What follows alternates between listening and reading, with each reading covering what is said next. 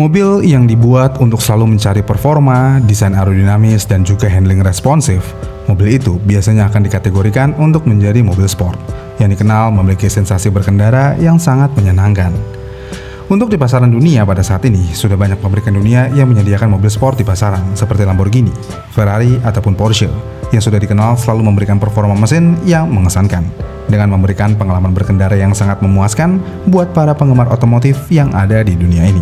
Namun di luar dari hal tersebut, ada satu pabrikan besar asal Jepang yang bernama Lexus mencoba membuat mobil sport untuk dipasarkan ke pasar dunia dengan suara mesin yang sangat gahar.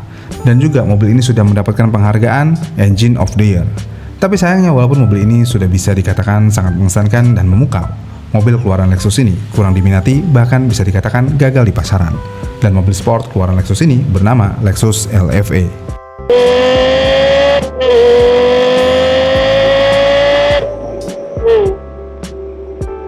Pada era 2000-an awal, Lexus yang sudah menjadi divisi mobil mewah dari Toyota memiliki ide dan riset untuk mengeluarkan mobil yang bisa nunjukin bahwa mereka juga bisa bikin sport car yang bukan cuma branding semata, melainkan mobil ini memang bisa dirasakan sebagaimana mobil sport car sejati yang bisa digunakan oleh para pecinta kecepatan yang ada di dunia ini.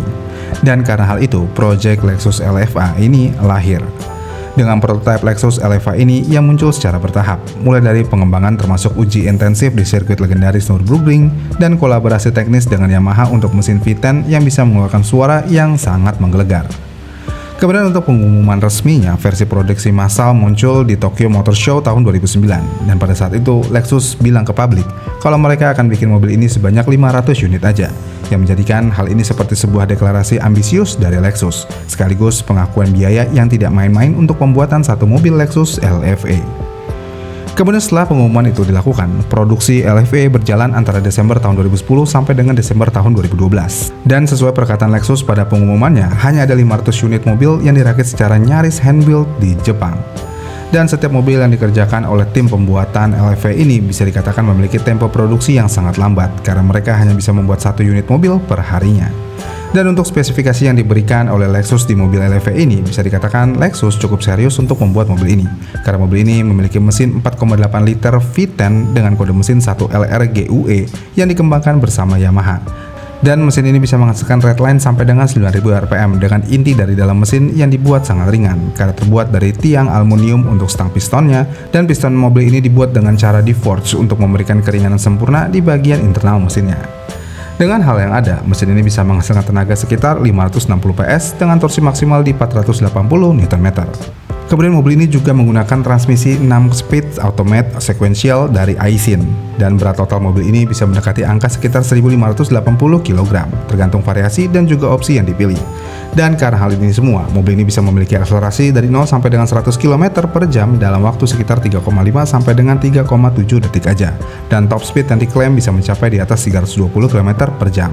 Dan semua itu juga sudah dibuktikan dengan adanya catatan yang mengesankan dari Lexus LFA varian Nürburgring, yang mencatatkan waktu putaran di 7 menit 14 detik di sirkuit Nürburgring.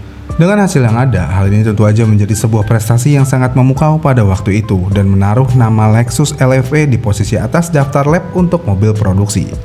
Lalu dengan prestasi yang ada, sayangnya LFA ini bisa dikatakan tidak laku. Namun kenapa bisa?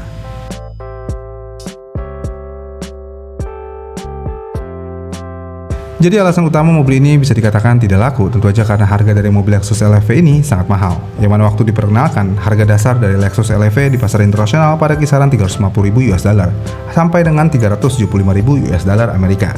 Dan karena hal itu, Lexus LFA ini bukan cuma sekedar mobil sport yang memiliki harga sangat mahal, melainkan mobil ini juga ditempatkan di arena yang dipenuhi oleh brand-brand besar lainnya seperti Ferrari, Lamborghini, McLaren, dan Porsche seri flagship.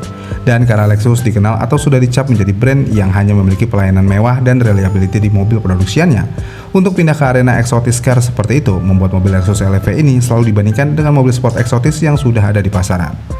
Selain itu, banyak yang bilang prestis dari mobil Lexus LFA ini juga tidak bisa didapatkan, karena pemikiran semua orang pada saat itu adalah jika ada seorang yang biasa beli Ferrari ataupun Lamborghini, mereka bisa dikatakan membeli bukan cuma mobil, tetapi juga warisan merek, jaringan after sales eksotis, komunitas pemilik, nilai jual kembali kolektor yang kuat.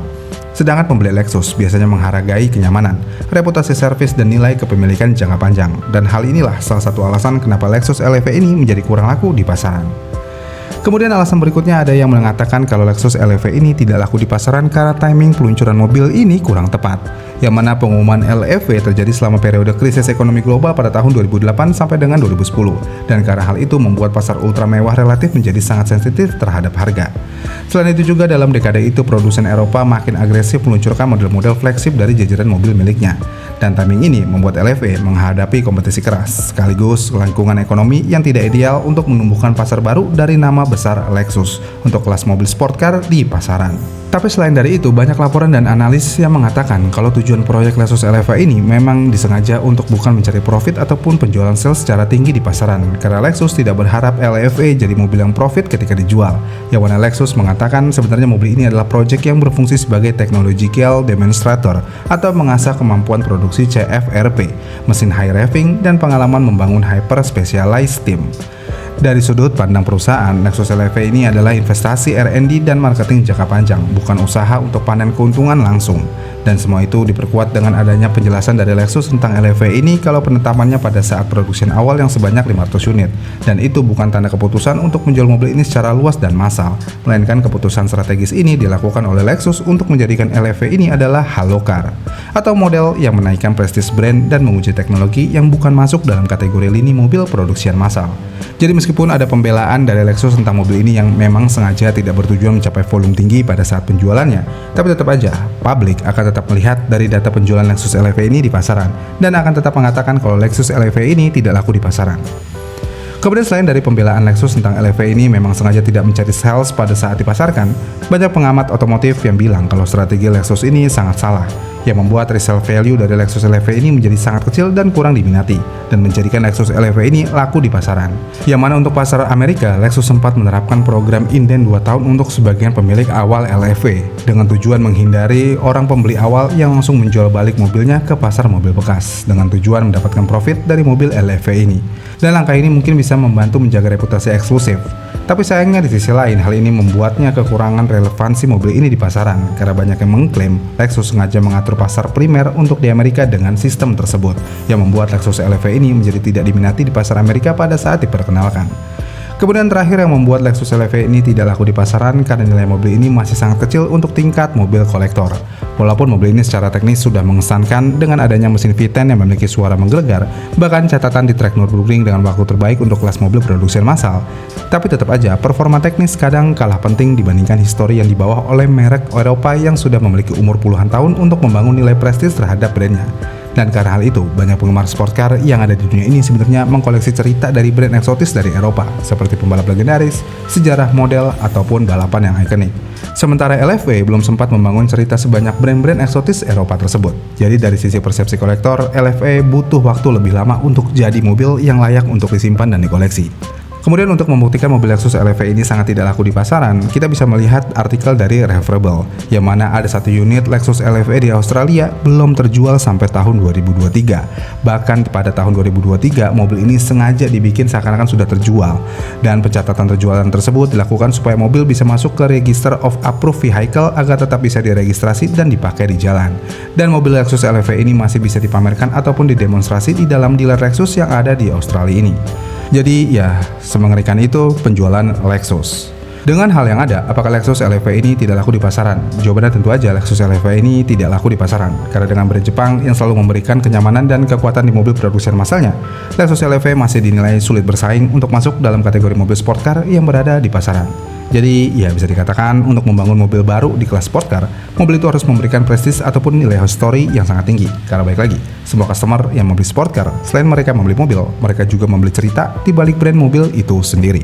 Gimana nih menurut kalian? Apakah ada alasan lain Lexus LEV ini bisa tidak laku di pasaran? Komen di kolom komentar di bawah ya, dan sampai jumpa di video selanjutnya.